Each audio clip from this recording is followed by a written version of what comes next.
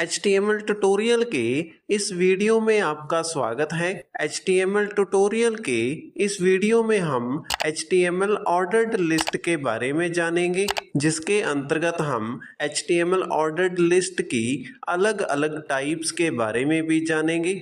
तो इस पूरी जानकारी और प्रक्रिया को जानने के लिए वीडियो को अंत तक जरूर देखिएगा।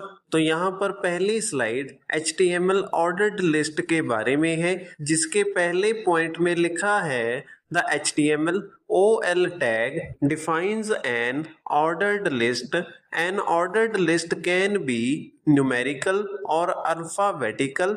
तो इस पॉइंट के अनुसार HTML में OL टैग ऑर्डर्ड लिस्ट को डिफाइन करता है। यह ऑर्डर्ड लिस्ट न्यूमेरिकल या फिर अल्फाबेटिकल होती है। इसके बाद दूसरे पॉइंट में लिखा है N ordered list starts with the OL tag, each list item starts with the LI tag.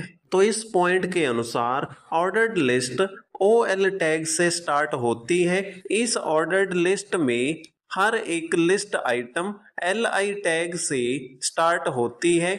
इसके बाद तीसरे पॉइंट में लिखा है the list items will B marked with numbers by default. तो इस पॉइंट के अनुसार लिस्ट आइटम्स को डिफॉल्ट रूप में नंबर्स के साथ मार्क किया जाता है। इसके बाद अगली इस स्लाइड में ऑर्डर्ड HTML लिस्ट की एग्जाम्पल दी गई है, जिसमें बॉडी टैग के अंदर ऑर्डर्ड लिस्ट को लिखा गया है, जिसके अंदर LI टैग का यूज करके इसकी लिस्ट आइटम्स में कॉफी, टी और मिल्क को लिखा गया है।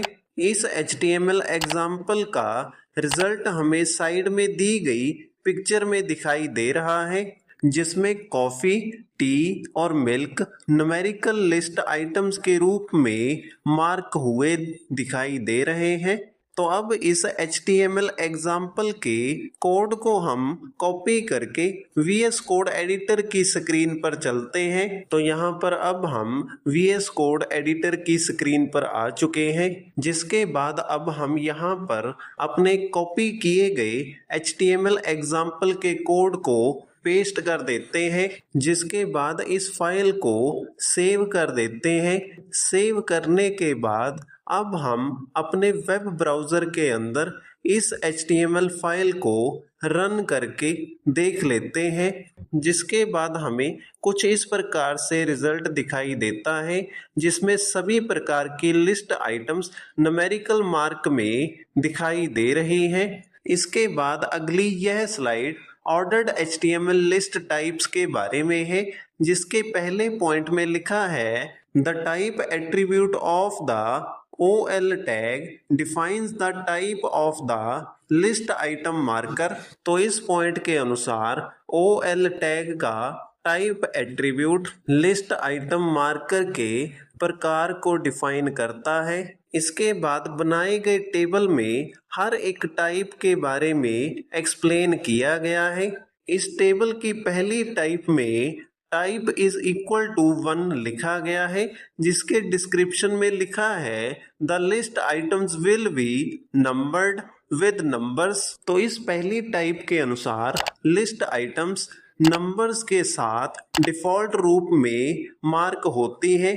इसके बाद सेकंड पॉइंट में attribute type is equal to capital A लिखा गया है, जिसकी एक्सप्लेनेशन में लिखा है the list items will be numbered with upper case letters, जिसके अनुसार list items upper case letters के रूप में मार्क होती है। इसके बाद तीसरे पॉइंट में attribute type is equal to small a लिखा गया है, जिसकी एक्सप्लेनेशन में लिखा है the list items will be numbered with lower case letters. तो इस पॉइंट के अनुसार लिस्ट आइटम्स को लोअर केस लेटर्स के रूप में मार्क किया होता है। इसके बाद चौथे और पांचवें पॉइंट में क्रमवार अपर केस रोमन नंबर्स और लोअर केस रोमन नंबर्स को एट्रीब्यूट में डिफाइन किया गया है, जिसके बाद इनका रिजल्ट भी क्रमवार अपर केस रोमन नंबर्स और लोअर केस रोमन नंबर्स में लिस्ट आइटम मार्क होती है।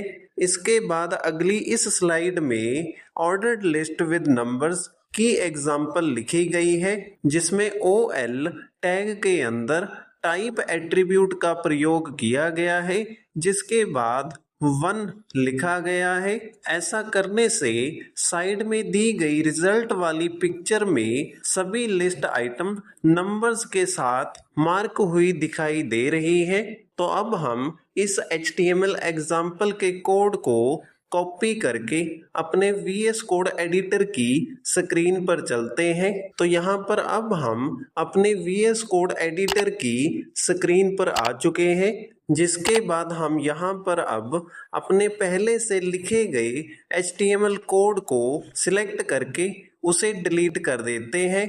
जिसके बाद हम यहाँ पर अब नए एग्जाम्पल के HTML कोड को पेस्ट कर देते हैं। फिर इस फाइल को सेव करके अपने वेब ब्राउज़र के अंदर चलते हैं।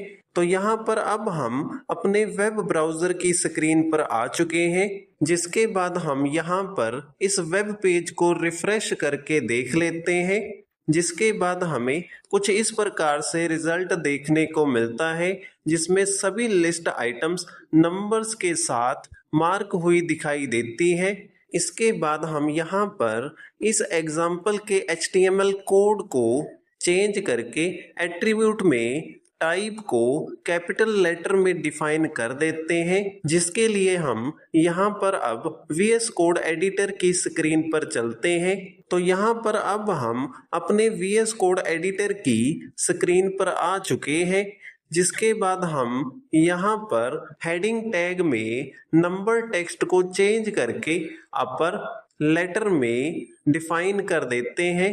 ऐसा करने के बाद हम आगे OL टैग में टाइप को चेंज करके कैपिटल लेटर A में सेट कर देते हैं। जिसके बाद हम इस फाइल को सेव करके अपने वेब ब्राउज़र की स्क्रीन पर चलते हैं। तो यहाँ पर अब हम अपने वेब ब्राउज़र की स्क्रीन पर आ चुके हैं, जिसके बाद हम यहाँ पर इस वेब पेज को रिफ्रेश करके देख लेते हैं। जिसके बाद हमें कुछ इस प्रकार से रिजल्ट देखने को मिलता है, जिसमें सभी लिस्ट आइटम्स कैपिटल लेटर्स के रूप में मार्क हुई दिखाई देती है। इसके बाद अगली स्लाइड कंट्रोल लिस्ट काउंटिंग के बारे में है, जिसके पहले पॉइंट में लिखा है by default N ordered list will start counting from 1। तो इस पॉइंट के अनुसार डिफॉल्ट रूप में ऑर्डर्ड लिस्ट की काउंटिंग 1 से स्टार्ट होती है। इसके बाद दूसरे पॉइंट में लिखा है if you want to start counting from a specific number you can use the start attribute. तो इस पॉइंट के अनुसार अगर आप किसी अन्य स्पेसिफिक नंबर से काउंटिंग स्टार्ट करना चाहते हैं तो उसके लिए स्टार्ट एट्रीब्यूट का प्रयोग किया जाता है। इसके बाद अगली इस स्लाइड में कंट्रोल लिस्ट काउंटिंग की एग्जाम्पल लिखी गई है, जिसके HTML कोड में OL टैग के अंदर स्टार्ट एट्रीब्यूट का प्रयोग किया गया है। इस स्टार्ट एट्रीब्यूट के अंदर वैल्यू को 50 लिखा गया है, जिसके कारण से रिजल्ट के अंदर लिस्ट आइटम्स के नंबर्स 50 से शुरू होते हुए दिखाई देते हैं। तो अब हम इस एग्जाम्पल के HTML कोड को कॉपी करके अपने VS कोड एडिटर की स्क्रीन पर चलते हैं। तो यहाँ पर अब हम अपने VS कोड एडिटर की स्क्रीन पर आ चुके हैं, जिसके बाद हम पहले से लिखे गए HTML कोड को सिलेक्ट करके डिलीट कर देते हैं। फिर उसके बाद हम यहाँ पर अपने नई एग्जाम्पल के HTML कोड को पेस्ट कर देते हैं और इस फाइल को सेव करने के बाद अपने वेब ब्राउज़र के अंदर चलते हैं। तो यहाँ पर अब हम अपने वेब ब्राउज़र के अंदर आ चुके हैं, जिसके बाद अब हम इस वेब पेज को रिफ्रेश करके देख लेते हैं। जिसके बाद हमें कुछ इस प्रकार से रिजल्ट देखने को मिलता है, जिसमें लिस्ट आइटम्स की मार्किंग 50 से स्टार्ट होती है।